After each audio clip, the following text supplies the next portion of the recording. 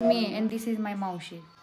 Finally आज तो दिवस आहे ज्या दिवसासाठी मी गाडी घेतलेली आणि एवढी धडपडत 4-5 वेळा पडून शिकलोय. पण चला स्टार्टिंग पासून स्टार्ट करूया. तर हा जो मी लुक केलाय ब्लॅक जीन्स आणि ब्लॅक शर्टचा, ऍक्च्युली हा लुक मी ना इंस्टाग्राम वरती खूप साऱ्या मुलींचा बघितलेला आणि त्या एवढा भारी गाडी चालवत होत्या आणि बुलेट चालवायच्या, पण माझ्याकडे बुलेट नव्हती. आणि ऍक्च्युली मला जेव्हा बाईक घ्यायची होती ना तेव्हा मला बुलेटच घ्यायची होती, पण बुलेट न घेण्याचं रिझन असं आहे की एकतर माझ्या घरात बुलेट चालवण्यासारखं कोणच नाहीये, कारण की बुलेट खूप जास्त जड असते आणि मी शिकता शिकता जर पडले तर 100% मी पाय नाही तर हात मोडून घेणार हे कन्फर्म होतं. आता आपाची शिकताना मी 4 वेळा पडलोय म्हणल्यावर बुलेट शिकताना मी किती वेळा पडलो असतो हे तुम्ही विचार करू शकता. पण सगळ्यात पहिली माझी इच्छा हीच होती की माझ्याकडे बुलेट असावी, आणि पहिली इच्छा आपली कधी मारायची नसत्या. वेळ का लागेना पण बुलेट एक ना एक दिवस आपण घेणार. आता आपला कसं आपाची वरून बुलेटवर भरकटत विषय गेला, तसंच आम्ही ना नागज वरून भरकटत वाळेखिंडीत कधी पोचलो आमचं आम्हालाच कळलं नाही. आता जरा पुढे शूट करूया म्हणून आम्ही वाळेखिंडीत आलो.